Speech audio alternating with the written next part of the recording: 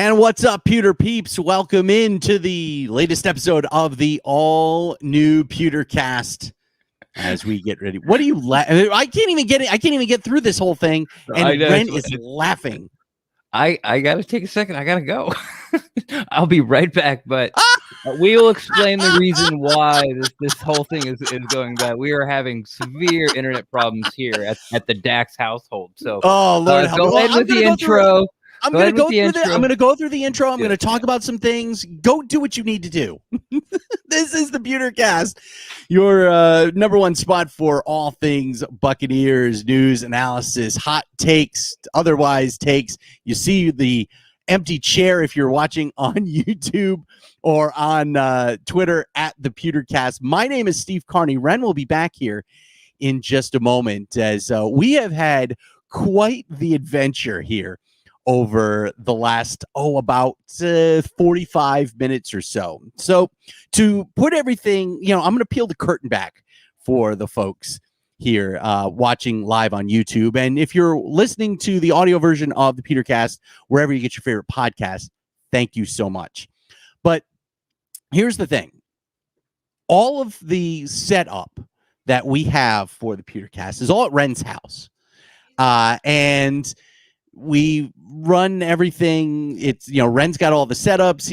He's got all the production. He's got all that stuff on his computer at his house. This afternoon, probably about an hour or so ago, Ren's modem decided it wanted to give up the ghost. Now, we had talked about the fact that we were going to tape here today. This is a Tuesday, and this is another very short span between Pewtercast episodes. We taped the last episode on Friday, and here we are. It's just Tuesday, but we've got stuff that we definitely need to talk about. So we decided we were going to be a part and do an early episode, and especially because this is going to be the last episode that we do before our appearance at Joe Bucks fans draft party at Big Storm Brewing on the 29th. So we're going to go over a week between tapings here of the Pewtercast. But Ren's modem decided it wanted to crap itself this afternoon. And so I get this hurried message from Ren saying,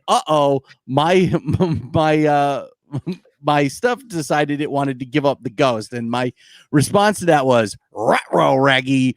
And so we have been working now for the better part of the last hour, trying to make sure that, A, we can actually make this work. And it seems like it is working. Yes. And B, making sure that Ren can hear me.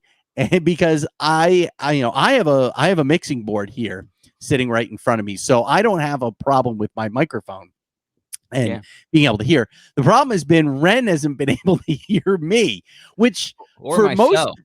Or himself. Well, I mean, that's probably the bigger problem. I mean, because nobody cares what I have to say. I'm just here for window dressing and to make sure that we get all of our reads out correctly. For our great sponsors, thanks to the folks at the Fansided Network. Of course, the Pewtercast is the official podcast of the Fansided Network. You go to fansided.com for more on them. But we've been sitting here. Yeah. Did you get the new update on the cocoa? I did. All right. I did. The great folks at Earthlife Foods. We're gonna have a updated deal for you here when it comes to the folks at Earth Echo Foods. So long story short, my modem's broken. There's no power. It's either the cord or the modem itself. It's probably the modem. So right before we go live, Cheryl walks in the door. I tell her what's going on. She gets on the phone with Bright House. And the reason I had to take off real quick, and by the way, I'm doing all this right now over my phone on a hotspot. Yeah, using all his cellular data. All my data. And then the microphone doesn't, my headphones won't work on the microphone. I've tried a couple of headphones, so now I'm hearing it through the speaker, and I hope it's not people aren't hearing, double talk or feedback from No, I'm not hearing it, so. Yeah, we'll see when the pod goes out. And then, so just then Cheryl's like, I can't get the cable, the hardline cable off the back of the modem. So I had to go grab tools, and I had to. I couldn't do it with my fingers either. So here we are, and the wonderful people at Earth Echo. This is what they signed up for. But why don't we tell them about this fabulous chocolate they have?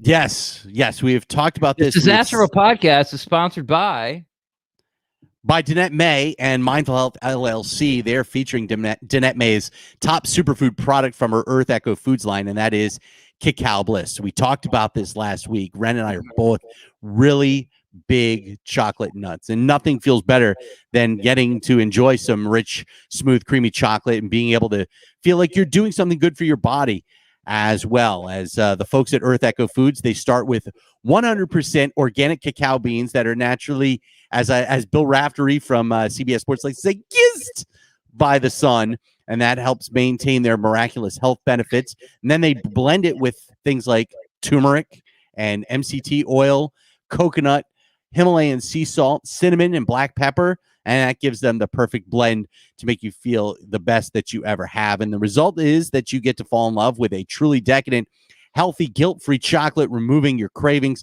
facilitating weight loss, something that one of us needs, meaning me, and boosting your energy and reducing inflammation with one simple drink. And not only that, it's friendly to all those diets that you know about: paleo, gluten-free, keto, vegan, vegetarian. It works with all of them. And for the last 8 years, they've been a leader in the superfoods market. They're proud to have served millions of customers worldwide, and you can get Cacao Bliss at a discount if you go to earthechofoods.com/Minute Media. Use the promo code Minute15. You get 15% off your order. Again, that's at earthechofoods.com/Minute Media. And again, use the promo code Minute15 to get 15% off of your order. Shooty, I cannot wait till it comes in. I know it looks fantastic. I'm really excited about that. Shooty, I'm gonna eat the whole bag. Yeah, I was gonna say Shooty wants to throw it in the bathtub. Our friends Shooty Shoots from Shooter in the Stash, one of my favorite guys out there. Very fun. A little melt it down, Yep. Or make the bath water really hot, drop it in there. It's powdered anyway, so put in some coffee grinds. Get a nice foliating scrub, a chocolate and coffee scrub. And if you have a dog, you'll be their favorite person for the next hour. I guarantee it. The problem with doing that, though, it's got black pepper and turmeric in it. You're gonna burn. It's gonna burn. No way. And cinnamon. Well, we'll have to. I'll send some over to Shooty, and we'll let him go ahead and see what happens. The turmeric and the black pepper and the coffee, and he'll just live stream it from his bathtub. That'll be fine. Sure, that works. So I'll let you handle that with Shooty, because you're gonna let me get the logistics on that one. Exactly. Okay. I am not playing around with that one. So what are we doing today? Well, we've got plenty today. We've got another re-signing of a Buccaneer back for 2021. We'll talk about that here in a little bit. Also, it looks like the Super Bowl 55 win for the Bucs is still paying off for fans of Tampa Bay, and I'll tell you about that here in just a minute. But this weekend was kind of interesting, Ren. We had the golf tournament, the Arians Family Foundation golf tournament that took place at Innisbrook, and I didn't get the invite. I'm sure mine was just lost in the mail. Sure. But, from what I saw I think the most important thing that took place at that was this was the first time in, I want to say, close to 18 months or so that the Buccaneers had face-to-face conversations with people. Like, we got to see Tom Brady in person. We see Gronk in person. We didn't, but the media did. The media did. So now they can quit crying about that. If I had to hear one more time about, when do I get to meet Tom Brady? Like, every single media person at one point or another has, got up on the little soapbox and made little crybaby speech about when do I get to be face to face Tom Brady, look him in the eye and shake his hand. Well, thank God that's over. So that's good. So that was what's today? What is, man, I am so Today's off. 420, baby. Today's Tuesday. So You know what the that means. golf tournament was Monday. So Sunday night was when they had the meet and greet, and the media was there. Fans were there. They had the auction. I was listening to Stroud's podcast earlier today, and it's the most money the Arians Foundation, the most money they've ever raised so far at one of these things. And they actually got 10 people from the Tampa Bay area to sign up and be the guardians, the court legal guardians and mentors for these kids that are, don't have a voice in the court systems, and none of this is their fault. So good job by Tampa, by the Tampa Bay fans and philanthropists, yeah, the philanthropists, flangelists of the area, for not only stepping up with their pocketbook, but stepping up with their time. Like getting 10 people to sign up to help kids at a charity event, that's hard to do, man. It really is. So a little more of the Brady effect and a little bit of the Super Bowl, fans wanting to do what they can to give back to the team through Bruce Arians and through these kids. So, I mean, from what I heard, everything was, it was a really cool event. A lot of money was raised. And again, I think the most important part is finding 10 people that's going to go in the court system and help and mentor these kids. Yeah. Whether they're guardian ad litems or whatever they're doing to help these kids who are, through no fault of their own, stuck now in the legal process. It's amazing to think that they're going to have, that's 10 fewer kids, and then those people can go on and help others and hopefully bring more on. So hopefully this is something that we can work on over the course of the next, years or so, to try and make sure that all of these kids have someone that will represent them and look out for their best interests as well. Do you think now the people of Tampa Bay are better than the people of Arizona since they broke the record of money raised? Well, I mean, I think that anyway. Oh, you knew that beforehand. Yeah. I mean, come on. We're smart enough to not live in a desert. So I just look at it that way. So it was great to see, and that all the money that was raised, all the people that were there. It was great seeing some of the coaches and the players getting a chance to play Innisbrook, and of course being able to meet with all the other members of the media and get a chance to, when you haven't seen some of these people face to face in a year and a half, it's totally a different feel. I can tell you, personally, having spent last year doing Zoom calls with Rays players and manager Kevin Cash and general manager Eric Neander, and then going down earlier this year to spring training and seeing the guys in person and getting to walk over and say hello to people, even though we weren't supposed to, and then seeing Eric Neander in the press box at Tropicana Field here a week and a half ago, just being, next to somebody and being able to talk face to face with somebody.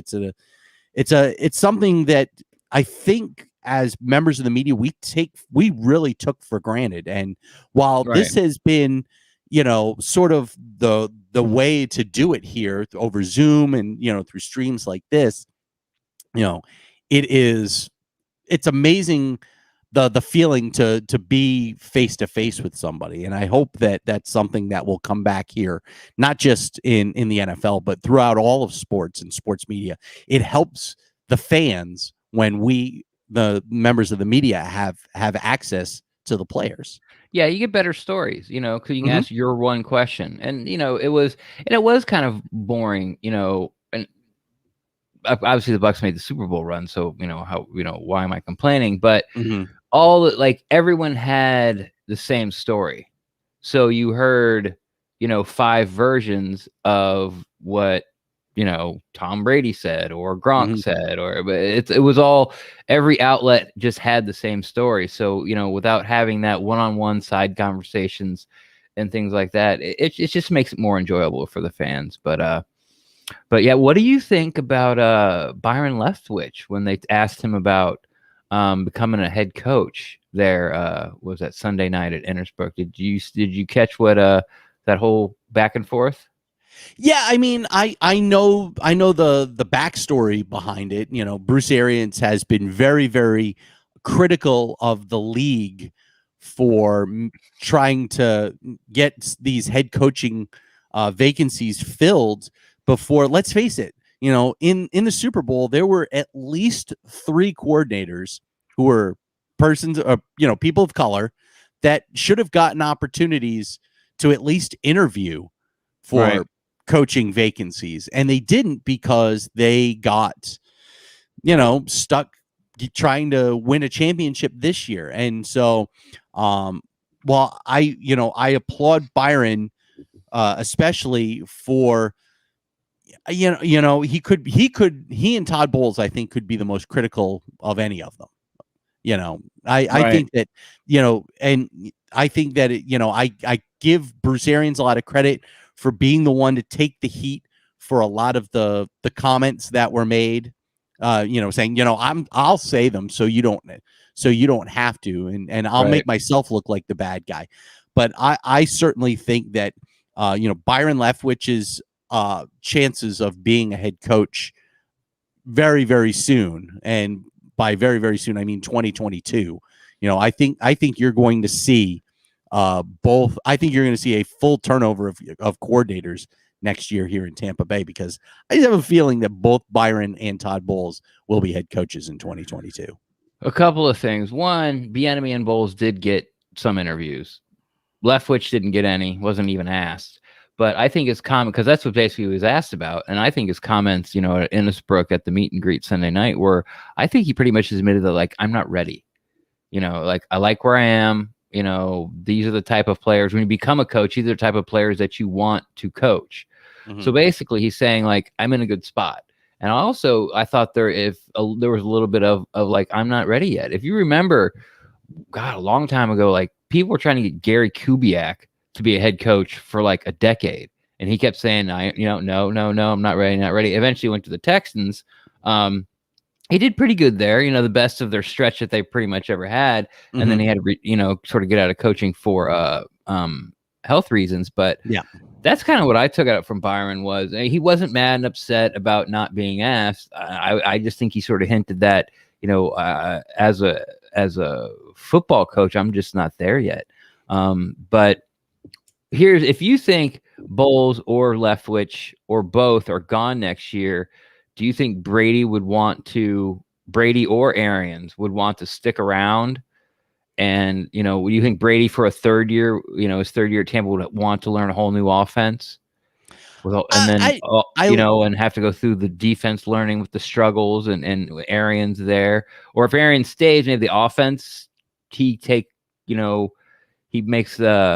his wife, yeah, I know I told you I wouldn't call plays, but this is my last year and I'm doing it.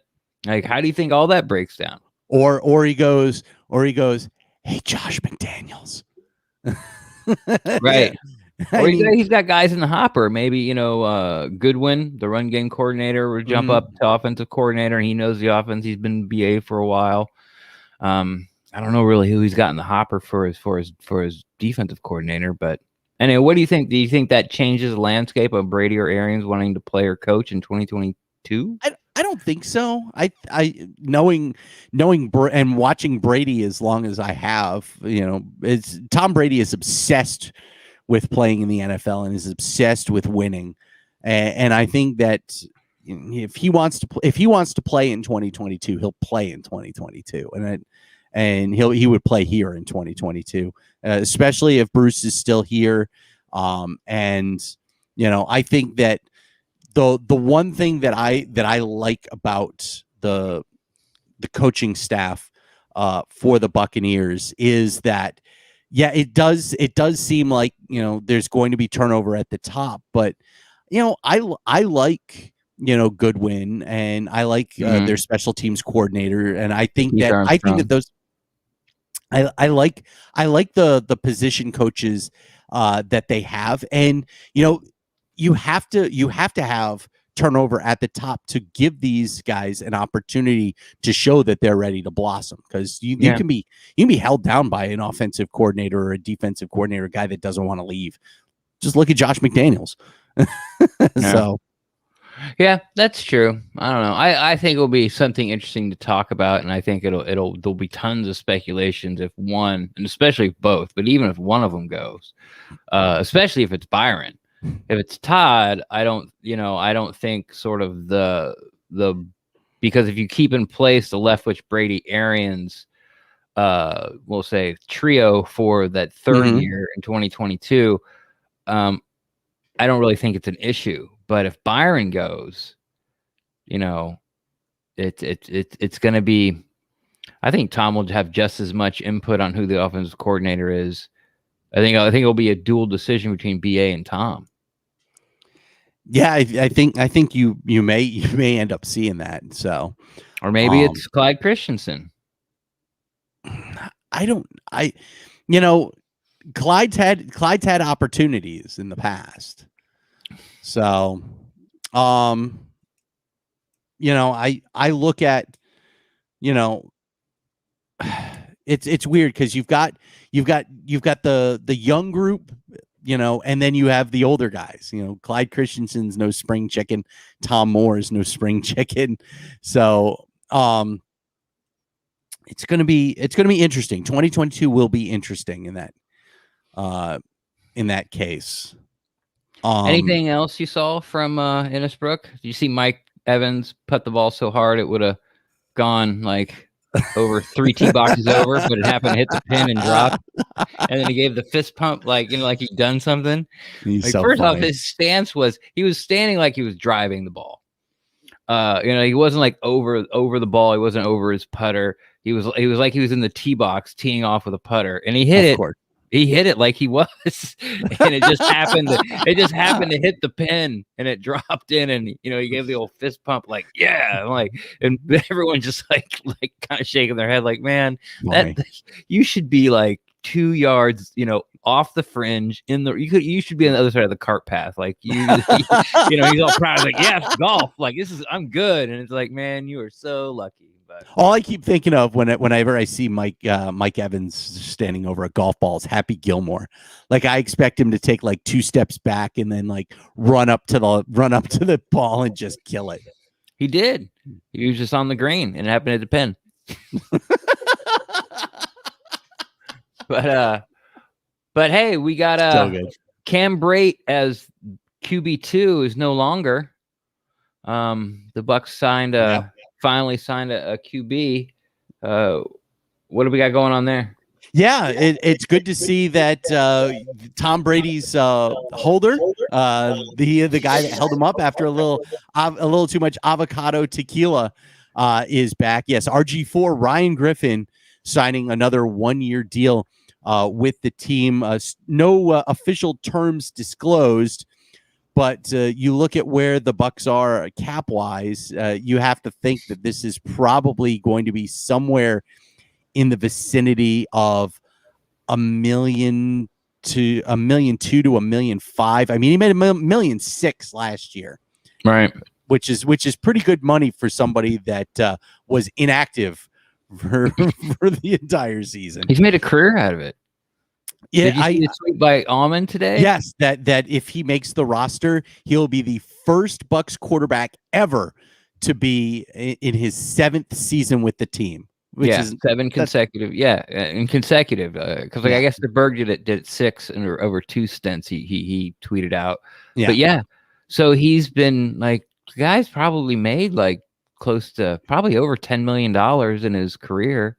I was actually looking it up, and he just he's taken 5 snaps.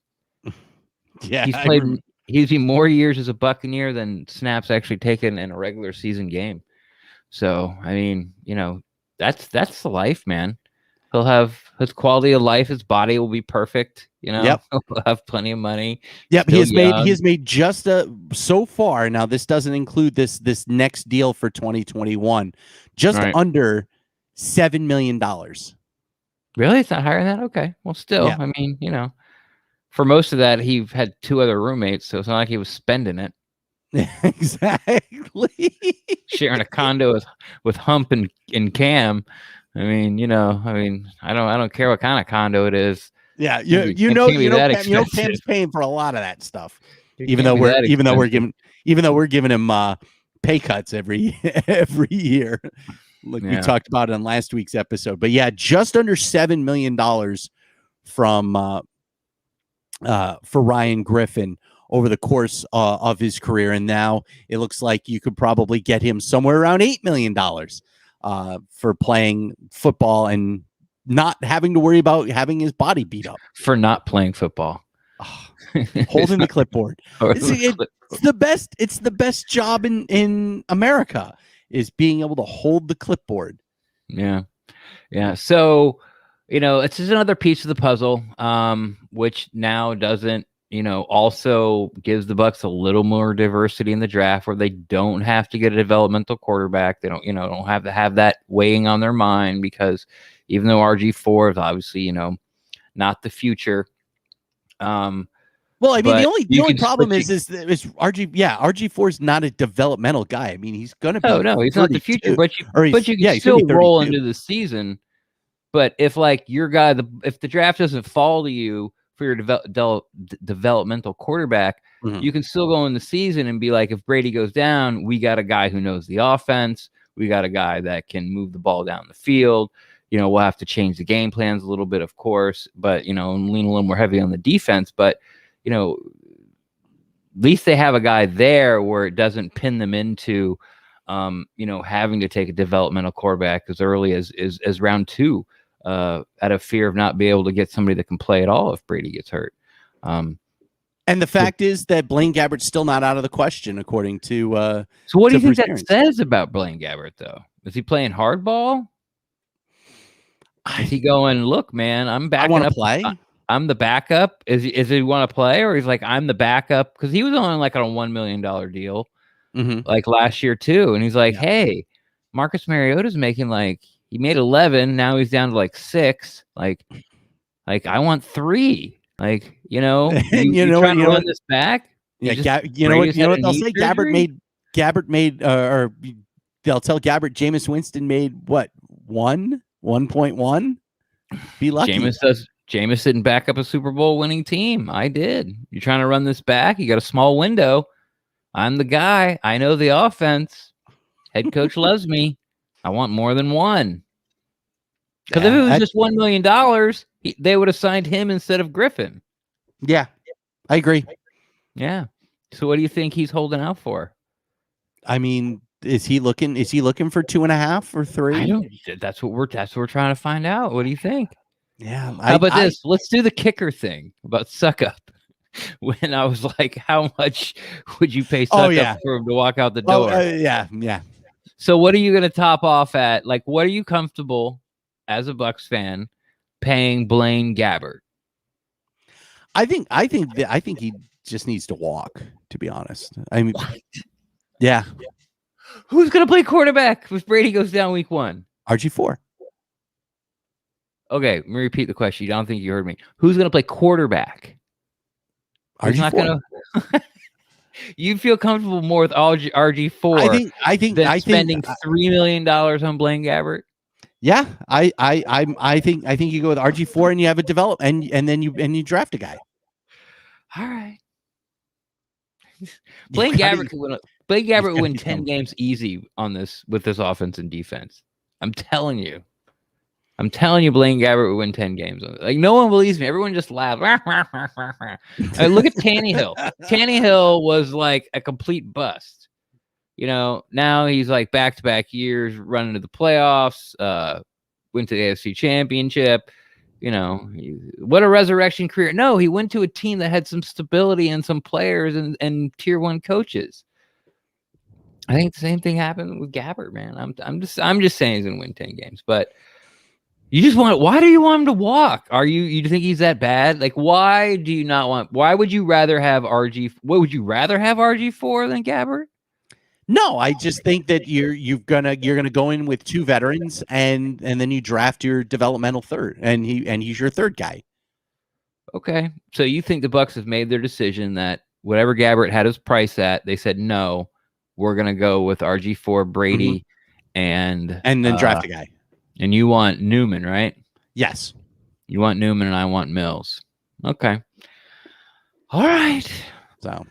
All right. I'm glad you're not the GM. But that's fine. Yeah. Well, there you go. Or maybe I am the GM. Maybe I figured out Jason Light's. Maybe I figured out Jason Light's mindset on this. There you go. Well, that's what we're all trying to do. We're all trying to do. I mean, here we are. It's 9 days to the draft. Of course, we know that you can tell when a NFL general manager is lying because his lips are moving. So we'll see what happens there. And it is funny. Jordan Brow on YouTube talked about the lack of interest that he has toward the draft this year compared to the last 10 years. Forever 40 years. Yeah, it certainly seems that way. I want to get into the lack of interest here in just a moment on the PeterCast. Was that our break? That was a break. All right. So we talk right before the break. Jordan Brow on YouTube put up a comment saying that he's got no interest in what's going to happen here on the 29th, involving with the Buccaneers. And he's asking, does anybody else relate to that? I don't think to be honest, I'm not sure of how many Bucs fans remember what it's like to draft at the bottom. I don't think any team's ever been in this position. I mean, there's been good teams, but even our like, there's not even backup spots on this. I know. Roster. Like, you can make an argument that no matter who they draft, if they stay at 32, obviously they go up and, get somebody, but there's very few players that are even going to make this team.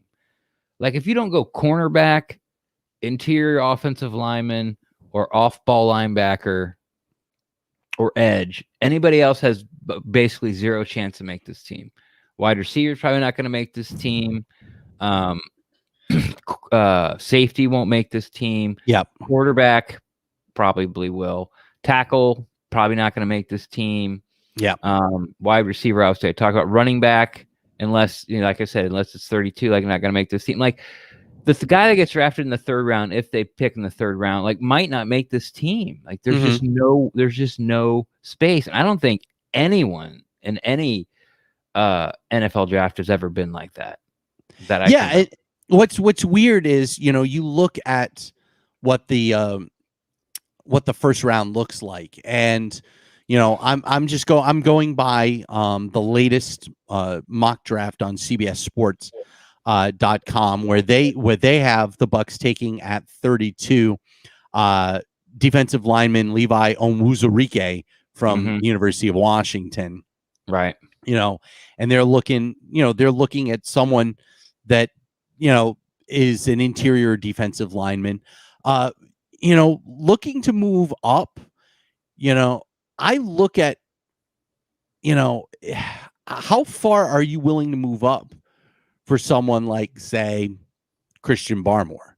Yeah, it's who I wouldn't move up for Christian Barmore at all. Yeah. Are we talking about like what the Bucs might do on draft day? Okay, who would you be willing to move up for, and how far are you willing to move up?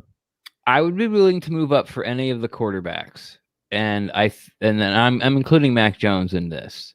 Okay. Mac Jones, obviously, I'd move up the least, but I would move up and I would give away every single pick we had this year to go get one of those quarterbacks. Okay, CBS has all four of the major quarterbacks going inside the top 7.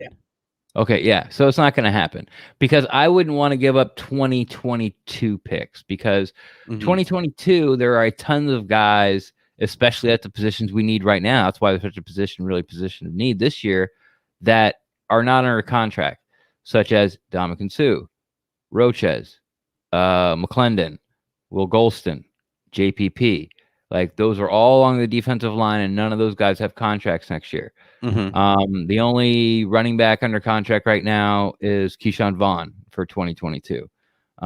Kappa and Jensen, the guard and the center, both are under contract. So I don't want to give away 2022 picks because obviously there's going to be a lot of replenishing next year, and hopefully the draft lines up a little better.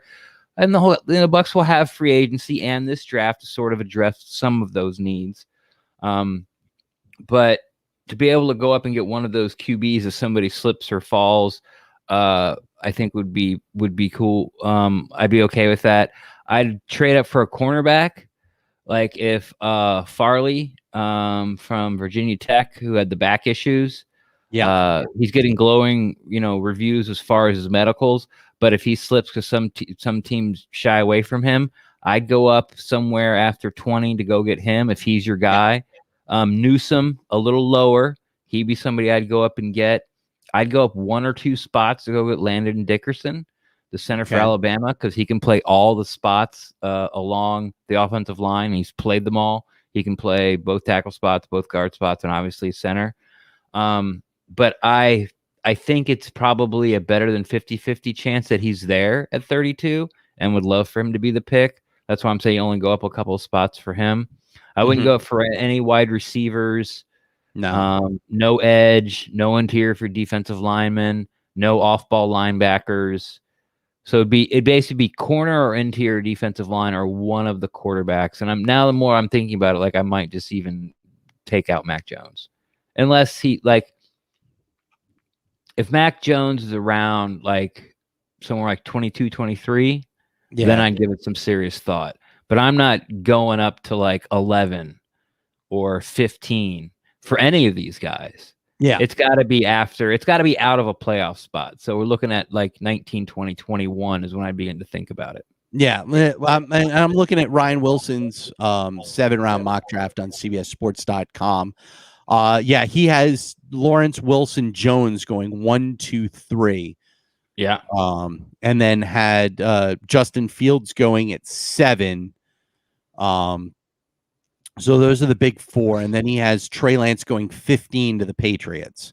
So he's got 5 quarterbacks in the top 15. Right. And Dickerson, I think he has available at 32, which who are are there any guys that you like that you think that would you be okay with the Bucks going? I would be okay with the Bucks, like you said, corner. I think if you're looking to move up, those are that's a couple of spots where you were looking. You wouldn't probably have to move up too far to get somebody like Asante Samuel. I think that some of the other guys like Newsome, you probably would have to give up a decent haul, because he's probably in that 18 to 24 range, and I think he's probably up in the upper 20s as opposed to in the mid 20s. Whereas I think you can get Asante Samuel and move up maybe a pick or 2. You could probably get Caleb Farley, like you said. I think you probably would have to move up a few more picks than you would for Samuel, but those guys I would be okay with. I would like to see an edge rusher. Some of the big names are going to be gone by the time you get into the 20s. But, I look at Azeez Ojulari is going to be available probably somewhere in the early to mid 20s. That's a guy you could go up for. Jason Owe from Penn State is probably a guy that might be there at 32. But if you feel like Kansas City might take him, or if you think that Buffalo might take him at 30, you may want to jump in front of the Chiefs to get a hold of him. That's a guy. And then you're looking at some of the thoughts of guys that you might be able to move down for. I know that there are certain mock drafts. I think I saw Peter Schrager from the NFL Network. He has them taking Trevon Moehrig from TCU, the safety, at 32. That's a guy that I think would probably fall into the second day, and you might be able to move down to get him. You see that was Peter Schrager? Yeah, Pete Schrager, yeah. Yeah, he has not had 2 good mock drafts. Yeah, I know. Yeah, he has taken Davis Mills, the first one, and now he has taken a safety where, like, I don't know if a safety can make this team. Yeah, and then that's the thing. But Don't. you move down for Tryon from Washington, the other edge rusher, Joe Tryon. Right. Yeah. You know, you'd be able to move down there, and probably get him somewhere around 35-ish. So you move into the top of the second round to get Tryon and pick up something. And like I said, if I'm Jason Light, I'm not looking for any extra picks this year. I'm looking I'm looking for picks in 2022. Yes, exactly. I said that a long time ago. Like, I look at this draft class, and I didn't look at it too closely, but my mindset hasn't changed. Like, I wouldn't mind just keep trading down and make a couple of picks in the second and third. Well, a couple, but like, if there's some guys you like there in the second and third, but just try to accumulate all the 2022 picks you can. Like, a fourth rounder is not going to make this team. Like, they're just not. And if there might be an exception, but a fifth, sixth, seventh, definitely not. Like, package all those together, get up into like round 4, and then trade that away, like, for 2022s. Like, I mean, it's more about sort of the future because of all the guys that are hit free agency next year. But what are some guys that? Okay, it's now 1:30 in the morning. The Bucks are on the clock. we're all the way in the bag at Big Storm Brewing. We're very, very drunk. And the Bucks make their pick at 32. Like, they take a guy. Don't go up, don't go down, take the guy. Give me 3 players that realistically could be there that you would be okay. I understand that. I like that. I'm happy with that. I mean, and the first one is obviously Barmore. Now you are completely in the mindset that he is not going to be there at 32. He's not. Okay. He's not worth it either. But I understand that. I can make an argument that he would be there. I'm just more upset that you would take him. If he's there at 32, I probably take him. I think he's going to bust. Okay. I would take Samuel, Asante Samuel, if he drops to 32. Small. I don't think to be a nickel guy. He's too small for Todd Bowles' defense. They want guys with long arms and speed and size. And especially nowadays, like, I get the Baltimore thing. I'm just saying no. I get it. Like, if they take it and like half the Buccaneers fans go, good pick, I understand. I'm not going to yell at them. I understand that. Asante Samuel, I get it.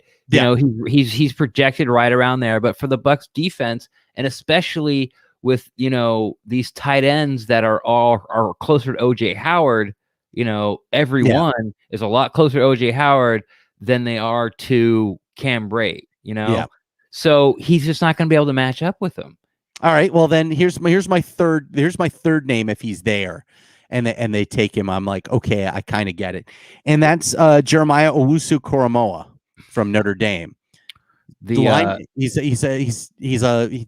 linebacker at Notre Dame. Right. He slates more for being a coverage safety. He's 6'1", so he's bigger. That new position I'm talking about. Yeah, it's like the hybrid. The hybrid edge linebacker guy. Yeah. So I don't know enough about him to really have an educated opinion. I'm looking forward to my next day off. I went to the printers, and I'm like, I have a 250-page draft guide I need printed up. How much would that cost? And it'd be like $50. I'm like, okay, I'm just gonna bite the bullet, and if I have to get $30 in printer, then I'll do it. So I'm like, no, I'm not gonna do it. But they're like, it's a whole ream of paper. I'll sneak into iHeart and try and print it out. Yeah, just print it. Hey guys, just stopping by to say hi, and disappear into the printing room. disappear into the bullpen and start printing stuff out. Yeah, and this will be this reference might go over a lot of people's heads, but I see a Jane Fonda 9 to 5 situation happening here. And Lord. Dabney Coleman comes in. I was gonna say, Dabney Coleman comes in and like, what are you doing? What are you doing? The button right here. Here's the button right here. Just turn it off. Just turn it off. That's back when you could call your employees stupid and get away with it. Exactly.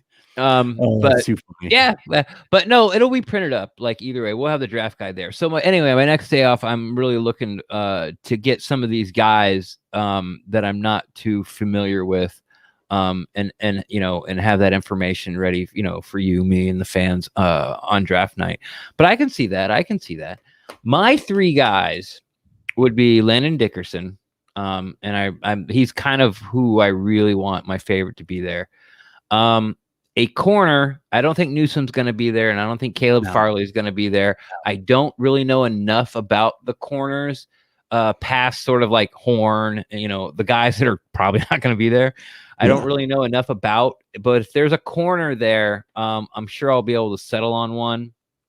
But you know, Newsome is sort of like my wish there would be a guy I wouldn't move down for.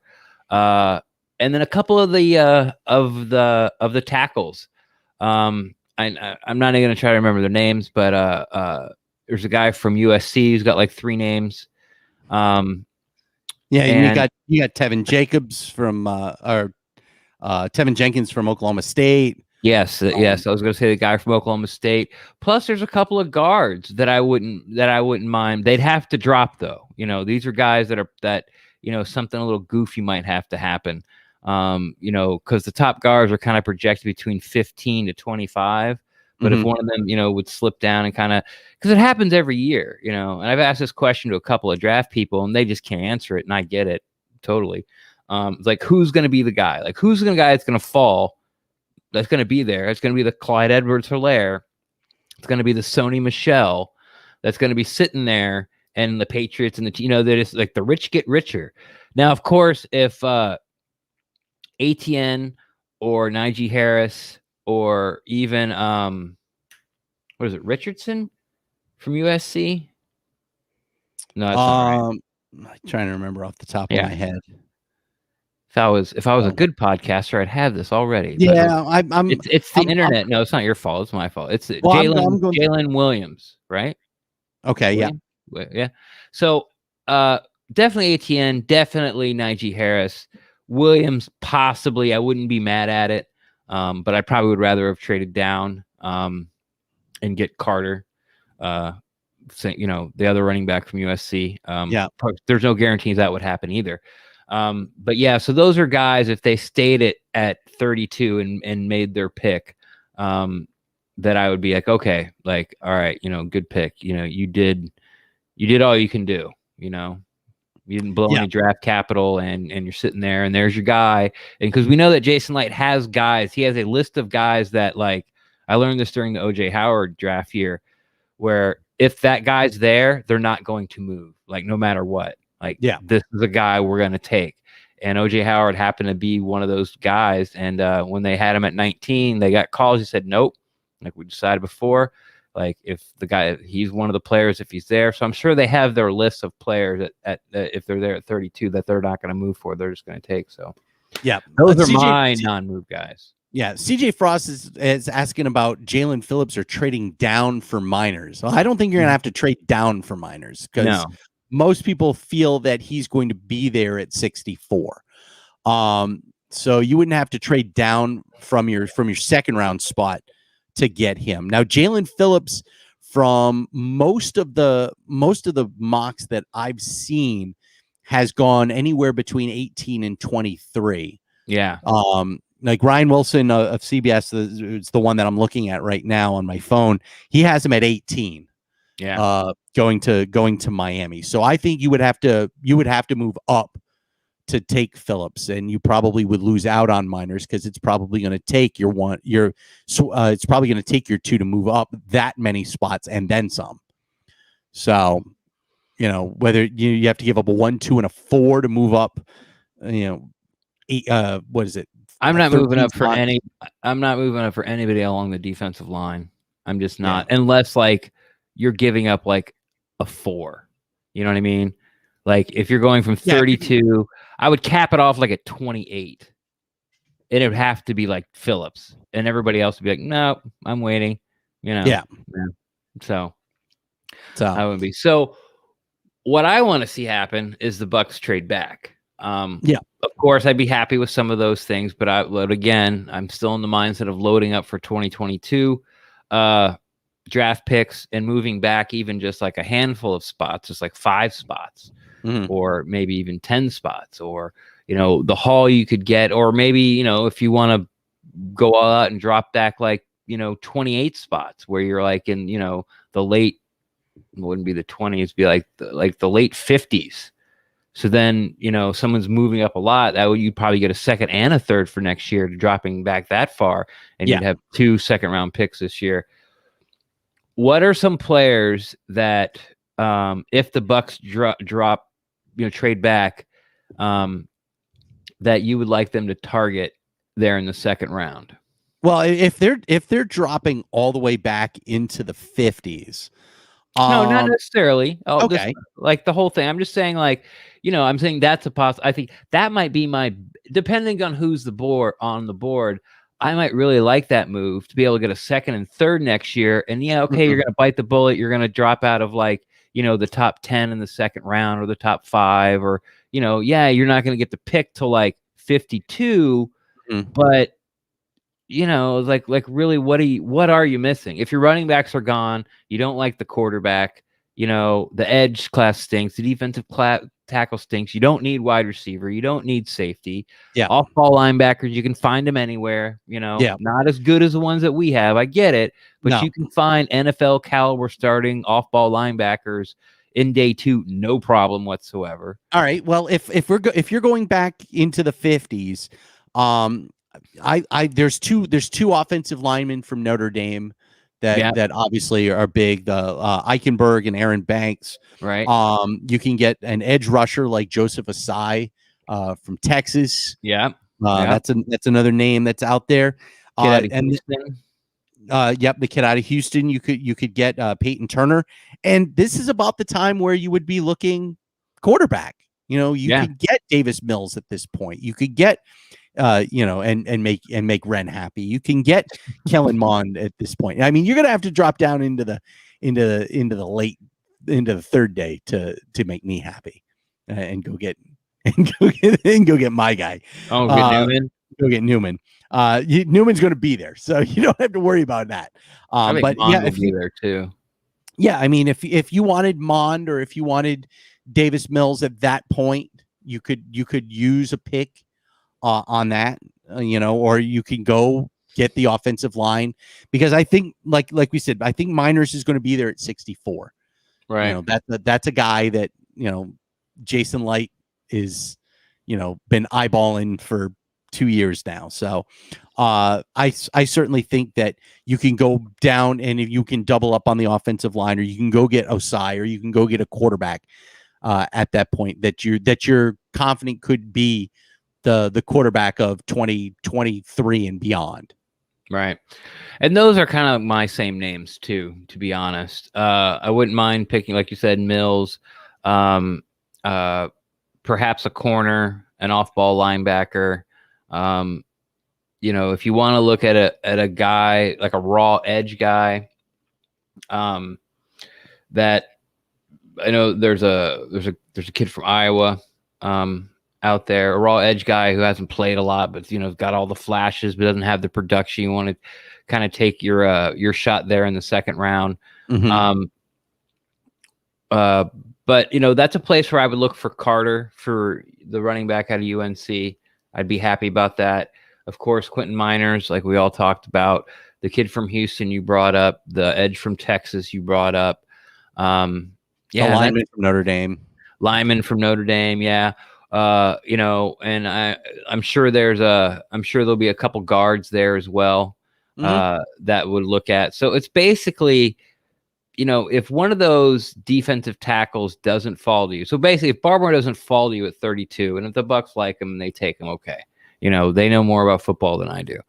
If one of those edges that you think are really good, but are probably going to be or good enough to be a first rounder or a pick at 32, that are probably going to be picked somewhere right around 20, 18 to 25, in there, they're probably going to be gone. If one of those don't fall to you, and if one of the top 2, possibly 3 running backs don't fall to you, or one of the, or the 3rd or 4th or 5th cornerback doesn't fall to you, it's still the same positions that you're looking for in the 2nd round, except I think I would take sort of like edge and defensive tackle. Not edge, but I think I might take defensive tackle off the board altogether at that point.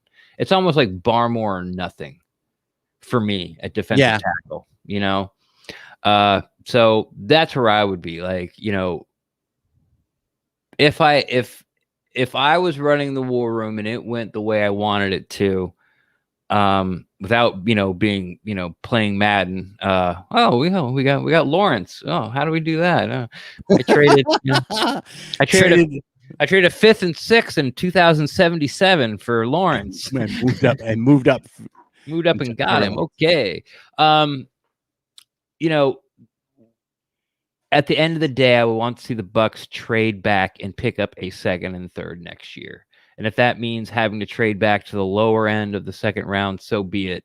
Because I think the biggest positions of need for the Bucs, I don't think it really matters after kind of like the top 1, 2, like top 1 guy at defensive tackle and top 3 guys at edge, and they're not going to be there anyway, in my opinion. So, drop back in the lower 50s, get a running back, get your quarterback, find a corner, into your offense. Same exact guys that I hope that the top tier guys are there at the end of 32. But yeah, just bite the bullet and lock and load for 2022. That's what I would hope for. That'll be the fun part of the 29th. What was fun last night was watching the Super Bowl continue to pay off in dividends for members of the Tampa Bay community. I will tell you all about that when we come back here on the PeterCast.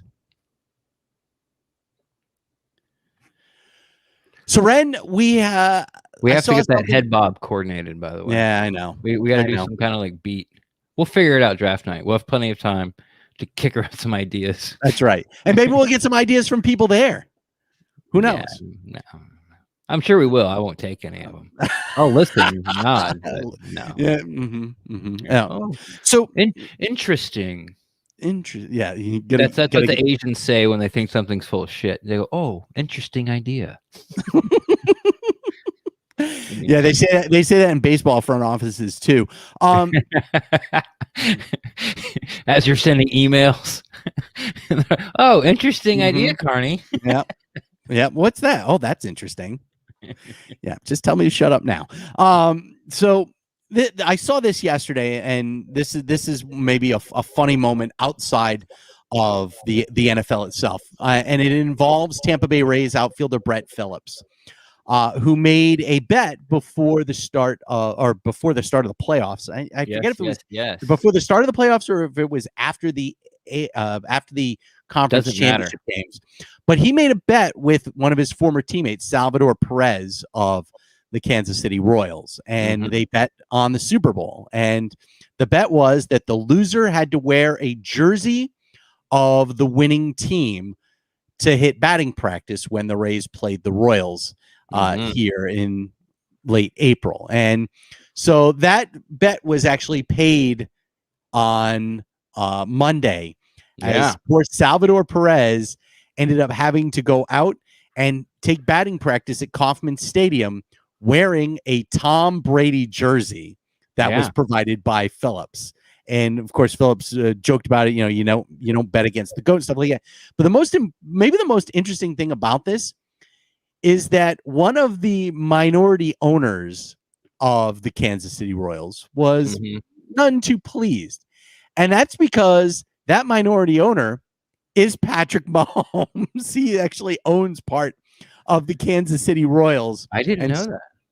So they put up the pictures, the Royals did on their social media, on Twitter, of Perez wearing the Brady jersey. And, the tweet said, "A bet's a bet. It was good to see you, Maverick."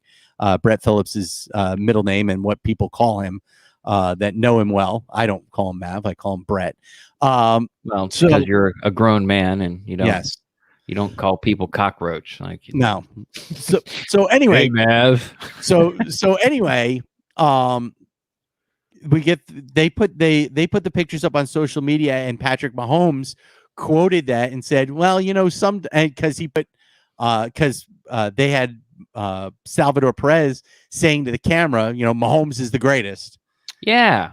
And so Mahomes is number one. He was like, basically, not true. No. I know I'm wearing this, but Mahomes number one. Yeah. Which is a smart move. He's your boss. Yes, if he's your owner. Mahomes then tweeted that and put, sometimes words are stronger than actions. And then Tom Brady comes back on Twitter and says, no, actions are always stronger than words, which I thought was fantastic. Just watching the go between these two guys and the teams, it's a lot of fun. It's very playful, but it was great to see that this Super Bowl victory for the Buccaneers paid off for the Tampa Bay Rays as well.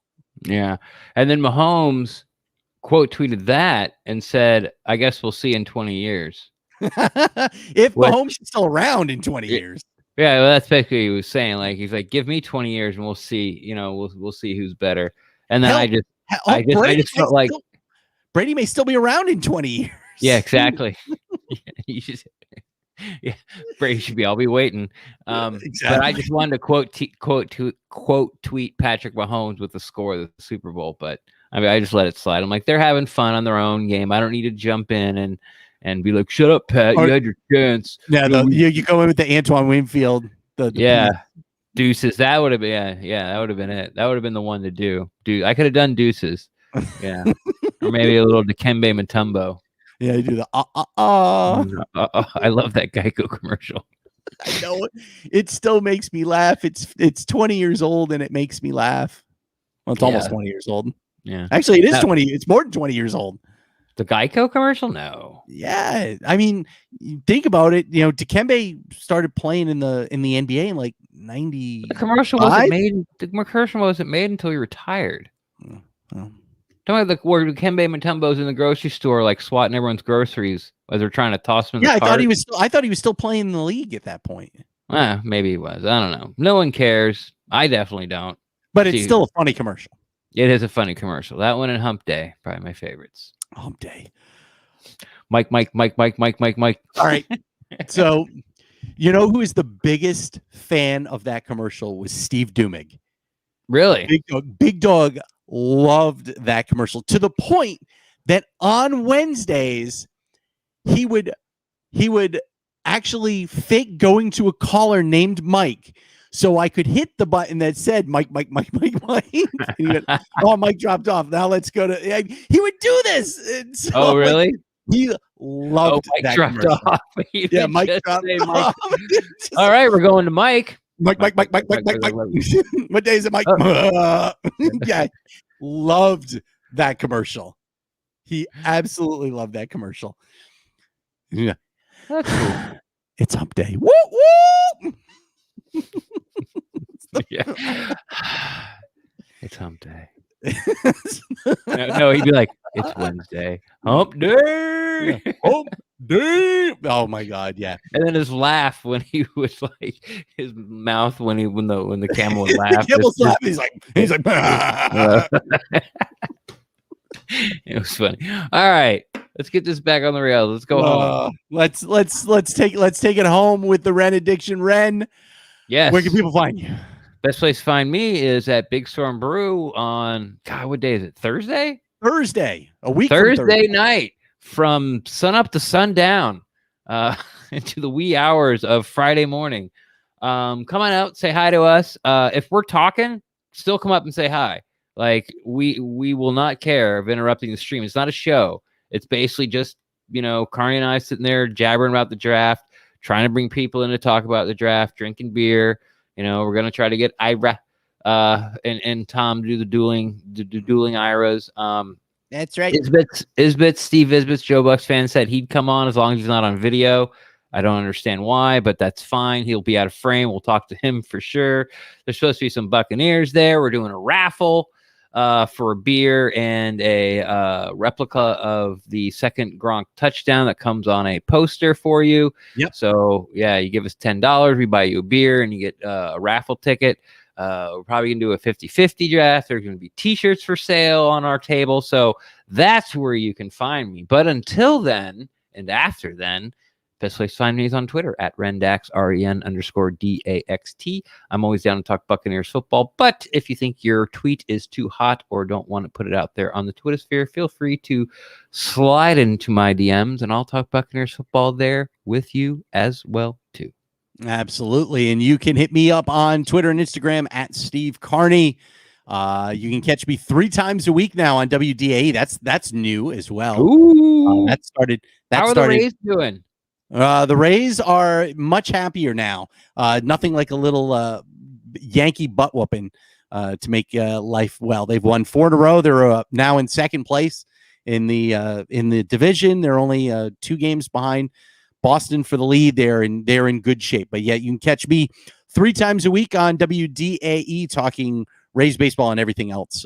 With on Mondays with Beckles and Retcher, on Wednesdays with the Pat and Aaron Show, and on Fridays on Ronnie and T. Kraz. You can catch me on stpete9.com talking baseball, and of course right here on the Pewtercast. Are you going to do any shameless plugs of Pewtercast drops on WDA? Oh, trust me, there will certainly be Pewtercast drops. I will definitely. I've already gotten a chance to plug it once. Did you really? Yep. First time through. What show? I want to go back and hear that. I think it was on Beckles and Retcher. Okay, yeah. It was on. It wasn't. Jay likes me. It wasn't this week though. Jay was off yesterday, so there was no Jay. It was all straight Ian. So last week. Yeah, I think it was the week prior. Straight Ian. So we talked about barbecue and weed. Barbecue and getting sheeped up. Yep. For 4 hours. Yes, and his new place. Dignitary Cafe on. Oh, that's right. Yeah, on West Shore. So I saw that. I saw a little promo of that on I think it was like Channel 8 or something, and he was like, "If you're uppity, you're probably not gonna like it here." That was the quote they used to describe his new place. The best. He's like, "If you're uppity, you're probably not gonna like it here." He's the best. He's awesome. Love Ian to death. So yeah, you catch me Ronnie and T. Kraz Fridays at 7:30, Pat and Aaron Wednesdays at 12:30, and Beckles and Retcher Monday afternoons at 4 o'clock. And of course, you can always catch the Pewtercast wherever you get your favorite podcast, the audio version, and also on the Fan-Sided Network is also available there as well. So until a week from Thursday, when we're live at Big Storm Brewing. Yeah, that's it. Next time we see you, it'll be draft day. That's right. So until we see you at Big Storm Brewing, go buck yourself. One of these days, you gotta give me a signal. Like you gotta give me a signal.